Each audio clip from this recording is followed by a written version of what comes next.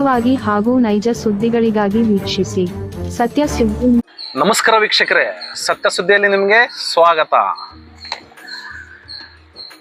ಹರಿಹರ ದರ್ಗಾ ಹಜರತ್ ನಾಡಬಂದ್ ಶಾ ವಲಿ ಅತಾವುಲ್ಲಾ ಶಾ ಗದ್ರಿ ರಹಮತುಲ್ಲಾ ಅಲೆ ಇವರ ಮಹಾಸಭಾ ಸದಸ್ಯರ ನೋಂದಣಿಕೆಗಾಗಿ ಅರ್ಜಿ ವಿತರಿಸುವ ದಿನಾಂಕವನ್ನು ನಿಗದಿಪಡಿಸಿದ ಸೋಮವಾರ 22 ಜೂನ್ 2026ರಿಂದ 25 ಜೂನ್ 2026ವರೆಗೆ ಆದೇಶದ ಪ್ರಕಾರ ಪ್ರಾರಂಭವಾಗಿದೆ.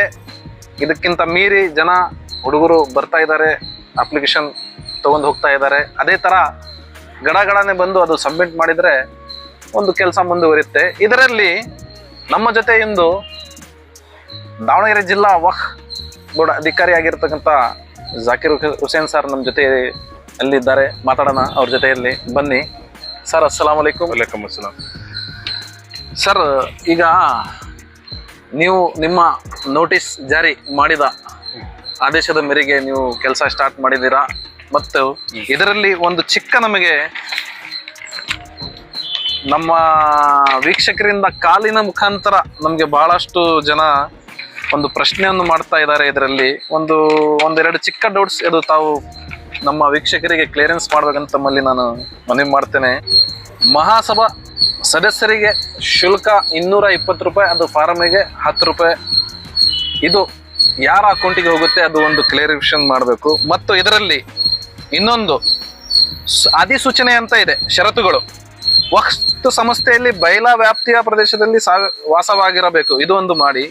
ಮತ್ತು ಈ ಒಂದು ಮಾದರಿಯ ವಕ್ಫ್ ಸಂಸ್ಥೆ ಮಹಾಸಭಾ ಸದಸ್ಯನಾಗಿದ್ದಲ್ಲಿ ಅಂದ್ರೆ ಡೌಟ್ಸ್ ಏನಿದೆ ಅಂತ ಹೇಳಿದ್ರೆ, ಇದರಲ್ಲಿ ಈಗ ಮಸೀದಿನೂ ವಕ್ಫ್ ಬೋರ್ಡ್ ಆಟಲ್ಲಿ ಬರುತ್ತೆ, ದರ್ಗಾನು ಬರುತ್ತೆ, ಮದ್ರಸಾನು ಬರುತ್ತೆ, ಮತ್ತೆ ಅಂಜುಮನ್ನು ಬರುತ್ತೆ.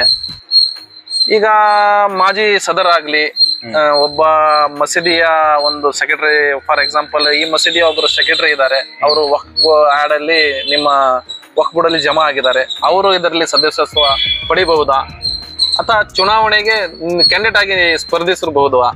ಅದು ಒಂದು ಸ್ವಲ್ಪ ನಮ್ಮ ಒಂದು ಸಾರ್ವಜನಿಕರಿಂದ ಒಂದು ಪ್ರಶ್ನೆ, ಮಹಾ ದೊಡ್ಡ ಪ್ರಶ್ನೆ ಆಗಿದೆ. ಇದಕ್ಕೆ ತಾವು ಸ್ವಲ್ಪ ಉತ್ತರ ಕೊಟ್ಟರೆ ಸಾರ್ವಜನಿಕರಿಗೆ ಅರ್ಥ ಆಗುತ್ತೆ. ಅಸ್ಸಲಾಂ ವಲೈಕುಮ್. ನಿಮ್ಮ ಮೊದಲನೇ ಡೌಟ್ ಏನಿದೆ, ಚಂದಾ ಶುಲ್ಕ 120 ರೂಪಾಯಿ ಮತ್ತು ಸದಸ್ಯತ್ವ ಶುಲ್ಕ 100 ರೂಪಾಯಿ ಅಂತ. ಇದು ಪ್ರತಿಯೊಂದು ವಕ್ಫ್ ಸಂಸ್ಥೆನ ನಾವು ಎನ್ರೋಲ್ಮೆಂಟ್ ಮಾಡಬೇಕಾದ್ರೆ ಕಂಪಲ್ಸರಿ ತೊಗೊತೀವಿ. ಅಂದರೆ 100 ರೂಪಾಯಿ ಮೆಂಬರ್ಶಿಪ್ ಫೀ, 120 ರೂಪಾಯಿ ಸದಸ್ಯತ್ವ ಶುಲ್ಕ, ಒಟ್ಟು 220 ರೂಪಾಯಿ ಏನಿದೆ ಅದು ಸಂಸ್ಥೆಯ ಬ್ಯಾಂಕ್ ಅಕೌಂಟಿಗೇನೆ ನಾವು ಜಮಾ ಮಾಡ್ತೀವಿ. ನಾವು ಯಾವುದೇ ರೀತಿ ಸ್ಟೇಟ್ ಬೋರ್ಡ್ಗಾಗಲಿ ವಕ್ಫ್ ಬೋರ್ಡ್ನ ನಮ್ಮ ಖಾತೆಗಾಗಲಿ ಇದನ್ನು ಟ್ರಾನ್ಸ್ಫರ್ ಮಾಡಲ್ಲ, ಸಂಸ್ಥೆ ಅಕೌಂಟಲ್ಲೇ ಇರ್ತೈತೆ. ಬೇಕಾದ್ರೆ ಅದು ಮಾಹಿತಿ ಬೇಕಾದ್ರೂ ನಾವು ನಿಮಗೆ ಮಾಹಿತಿ ಹಾಕಲ್ಲಿ ನೀವು ಮಾಹಿತಿ ಕೇಳಿದ್ರೆ ಫ್ಯೂಚರಲ್ಲಿ ನಾವು ಅದನ್ನು ಕೂಡ ನಿಮಗೆ ಪ್ರೊವೈಡ್ ಮಾಡ್ತೀವಿ. ಡೇ ಟು ಡೇ ನಾವು ಇವತ್ತೇನು ಕಲೆಕ್ಷನ್ ಆಗುತ್ತೆ ಅಮೌಂಟು ಸೇಮ್ ಡೇನೇ ನಾವು ಬ್ಯಾಂಕಿಗೆ ಜಮಾ ಮಾಡ್ತೀವಿ.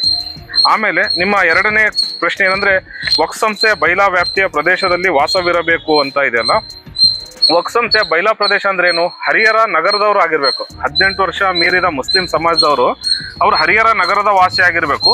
ಇಲ್ಲಾಂದ್ರೆ ಅವ್ರು ಮಿನಿಮಮ್ 1 ವರ್ಷಕ್ಕಿಂತ ಕಡಿಮೆ ಇಲ್ಲ, ಜಾಸ್ತಿ ಅವರು ಇಲ್ಲಿ ಬಿಸ್ನೆಸ್ ಮಾಡ್ತಾ ಇದ್ರೆ ಅವರ ಒಂದು ಟ್ರೇಡ್ ಲೈಸೆನ್ಸು, ಅವ್ರು ಏನಾದರೂ ಒಂದು ಪರವಾನಗಿ ತಗೊಂಡಿದ್ರೆ, ಸಕ್ಷಮ ಪ್ರಾಧಿಕಾರ ಆದಂತಹ ನಮ್ಮ ಮಹಾನಗರ ಪಾಲಿಕೆಯಿಂದ ಟ್ರೇಡ್ ಲೈಸೆನ್ಸ್ ತಗೊಂಡಿದ್ರೆ ಅವರು ಕೂಡ ಎಲಿಜಿಬಲ್ ಆಗ್ತಾರೆ. ಬಟ್ ಸಬ್ಜೆಕ್ಟ್ ಟು ಕಂಡೀಷನ್ ಏನಂದ್ರೆ 1 ವರ್ಷಕ್ಕಿಂತ ಅವ್ರ ಮೇಲೆ ಇಲ್ಲಿ ಕೆಲಸ ಮಾಡ್ತಿರ್ಬೇಕು, ಅವರ ಒಂದು ಬಿಸ್ನೆಸ್ ವೃತ್ತಿ ಮಾಡ್ತಿರ್ಬೇಕು. ಇನ್ನೊಂದು ನೀವೇನ್ ಕೇಳಿದ್ರಿ ಅಂದ್ರೆ, ಮಹಾಸಭೆ ಮಾದರಿಯ ವಕ್ಫ್ ಸಂಸ್ಥೆಯಲ್ಲಿ ಮಹಾಸಭಾ ಸದಸ್ಯನಾಗಿದ್ದಲ್ಲಿ ಈ ಸಂಸ್ಥೆಗೆ ಸದಸ್ಯನಾಗಲು ಅವಕಾಶ ಇರುವುದಿಲ್ಲ ಅಂದ್ರೆ, ಒಂದೇ ಮಾದರಿಯ ಅಂದ್ರೆ ಈಗ ಫಾರ್ ಎಕ್ಸಾಂಪಲ್ ಇದು ದರ್ಗಾ ಹಜರತ್ ನಾಡಬಂದ್ ಶಾ ವಲಿ ದರ್ಗಾ ಅಂದ್ರೆ ಇದು ಕಾನ್ಸೆಪ್ಟ್ ದರ್ಗಾ. ಈಗ ಹರಿಹರದಲ್ಲಿ ಬೇರೆ ದರ್ಗಾಗಳಿದೆ. ಫಾರ್ ಎಕ್ಸಾಂಪಲ್ ಹೇಳ್ತಾನೆ, ಉದಾಹರಣೆಗೆ ನಮ್ಮ ಹಜರತ್ ಫಕ್ರುಲ್ಲಾ ಶಾ ಮಕಾನ್ ಇದೆ, ಅಲ್ಲಿ ಇರುವಂತಹ ಮೆಂಬರ್ಶಿಪ್ ತಗೊಂಡಿರೋಂಥವ್ರು ಇಲ್ಲಿ ಮೆಂಬರ್ ಆಗಕ್ ಬರಲ್ಲ. ಬಟ್ ಬೇರೆ ಮಸೀದಿಯಲ್ಲಿರೋರು ಇಲ್ಲಾಗ್ಬೋದು, ಅಂಜುಮನಲ್ಲಿ ಇರೋರು ಇಲ್ಲಾಗ್ಬೋದು ಮೆಂಬರ್, ಯಾಕಂದ್ರೆ ಒಂದೇ ಮಾದರಿ ಬರಲ್ಲ. ಇದು ದರ್ಗಾ ಕಾನ್ಸೆಪ್ಟ್ ಮಾತ್ರ ಅಲ್ಲ, ದರ್ಗಾ ಬೇರೆ ದರ್ಗಾದಲ್ಲಿರುವಂತಹ ಜನರಲ್ ಬಾಡಿ ಮೆಂಬರ್ ಆಗ್ಲಿ, ಆ ಒಂದು ಸಮಿತಿಯ ಮೆಂಬರ್ ಆಗ್ಲಿ ಇಲ್ಲಿ ಮೆಂಬರ್ ಆಗಕ್ಕೆ ಆಗೋದಿಲ್ಲ. ಇದು ನನ್ನ ಒಂದು. ಈಗ AMF ಫಕ್ರುಲ್ಲಾ ಶಾ ರಹಮತುಲ್ಲಾ ಅಲೆ ಅವರ ಜನರಲ್ ಬಾಡಿಯಲ್ಲಿ ಮೆಂಬರ್ ಆದವರು ಇಲ್ಲಿ ಮೆಂಬರ್ ಆಗಕ್ಕೆ ಬರುತ್ತಾ? ಆಗಲ್ಲ. ಈಗ ಅಂಜುಮನ್ ಸಂಸ್ಥೆಯಲ್ಲಿ ಯಾರು ಮೆಂಬರ್ ಆಗಿದಾರೋ ಜನರಲ್ ಬಾಡಿ ಮೆಂಬರ್, ಸುಮಾರು 4,500 ಇರಬಹುದು, ಅದರಲ್ಲಿ ಇವರು ಇಲ್ಲಿ ಬಂದು ಮೆಂಬರ್ಶಿಪ್ ಮೆಂಬರ್ ಆಗ್ಬೋದು. ಯಾಕಂದ್ರೆ ಅಂಜುಮನ್ನ ಕಾನ್ಸೆಪ್ಟ್ ಬೇರೆ, ದರ್ಗಾದ ಕಾನ್ಸೆಪ್ಟ್ ಬೇರೆ ಇರುತ್ತೆ. ಸೇಮ್ ದರ್ಗಾ ಅಂದ್ರೆ ಒಂದು ಫಾರ್ ಎಕ್ಸಾಂಪಲ್ ನಾನು ಉದಾಹರಣೆಗೆ ಹೇಳ್ತಾ ಇರೋದು, ನಾನು ಈಗ ನಮ್ಮ ನ್ಯೂ ಕುಂಬಾರಪೇಟ್ ಮಸೀದಿ ಇದೆ, ಅಲ್ಲಿ ಇರುವಂತಹ ಜನರಲ್ ಬಾಡಿ ಮೆಂಬರ್ ಆಗ್ಲಿ ಇಲ್ಲ ಕಮಿಟಿ ಮೆಂಬರ್ ಆಗ್ಲಿ, ಅವ್ರು ಮದೀನಾ ಮಸೀದಿ ಕಾಳಿದಾಸ್ ನಗರದಲ್ಲಿ ಅವ್ರು ಮೆಂಬರ್ ಆಗಕ್ಕೂ ಆಗಲ್ಲ, ಜನರಲ್ ಬಾಡಿ ಮೆಂಬರ್ ಆಗಕ್ಕೂ ಆಗಲ್ಲ. ಯಾವ್ದಾದ್ರು ಒಂದ್ ಮಸೀದಿಯಲ್ಲಿ ಅವ್ರು ಮೆಂಬರ್ ಆಗ್ಬೋದು, ಜನರಲ್ ಬಾಡಿ ಮೆಂಬರ್ ಆಗ್ಬೋದು, ಮತ್ತೆ ಮಸೀದಿಯ ಮೆಂಬರ್ ಆಗ್ಬೋದು. ಇದು ನನ್ನ ಕ್ಲಾರಿಫಿಕೇಶನ್. ಈಗ ಅಂಜುಮನ್ ಸಂಸ್ಥೆಯಲ್ಲಿ ಪ್ರೆಸೆಂಟ್ ಮೆಂಬರ್ ಆಗ್ಲಿ ಅಥವಾ ಮಾಜಿ ಯಾರಾದ್ರೂ ಮಾಜಿ ಇರ್ಲಿ ಮೆಂಬರ್, ಅವ್ರು ಬಂದು ಇಲ್ಲಿ ಪಾರ್ಟಿಸಿಪೇಟ್ ಮಾಡ್ಬೋದು. ಅದಕ್ಕೇನ್ ಅಬ್ಜೆಕ್ಷನ್? ಅದಕ್ಕೇನು ಅಬ್ಜೆಕ್ಷನ್ ಇಲ್ಲ.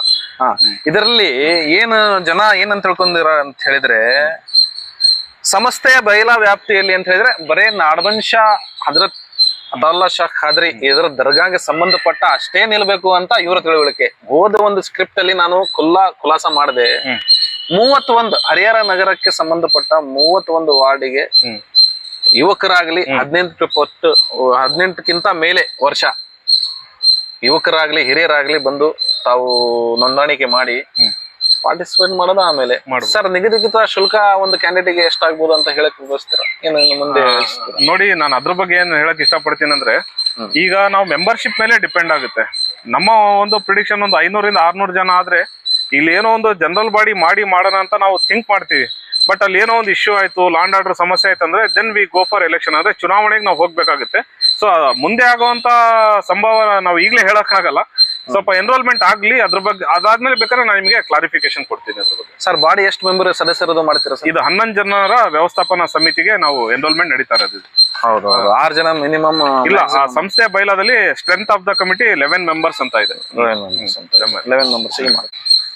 ಇಷ್ಟು ಹೊತ್ತು ನಮ್ಮನ್ನಿಗೆ ಉದ್ದೇಶಿಸಿ, ನಮ್ಮ ವೀಕ್ಷಕರಿಗೆ ಉದ್ದೇಶಿಸಿ ಸಂಪೂರ್ಣವಾದ ಮಾಹಿತಿ ನೀಡಿರತಕ್ಕಂತಹ ದಾವಣಗೆರೆ ಜಿಲ್ಲಾ ವಕ್ಫ್ ಅಧಿಕಾರಿ ಆಗಿರತಕ್ಕಂತಹ ಜಾಕಿರ್ ಹುಸೇನ್ ಸಾಬ್ ಅವರಿಗೆ ಹೃದಯಪೂರ್ವಕವಾದ ಅಭಿನಂದನೆ ಸಲ್ಲಿಸುತ್ತಾ, ಮತ್ತೆ ನೀವು ನೋಡ್ತಾ ಇದ್ದೀರಾ ಸತ್ಯ ಸುದ್ದಿ ನ್ಯೂಸ್. ನಾನು ನಿಮ್ಮ ಆಪ್ತ ಫಿರೋಜ್ ಇರ್ಫಾನ್ MH.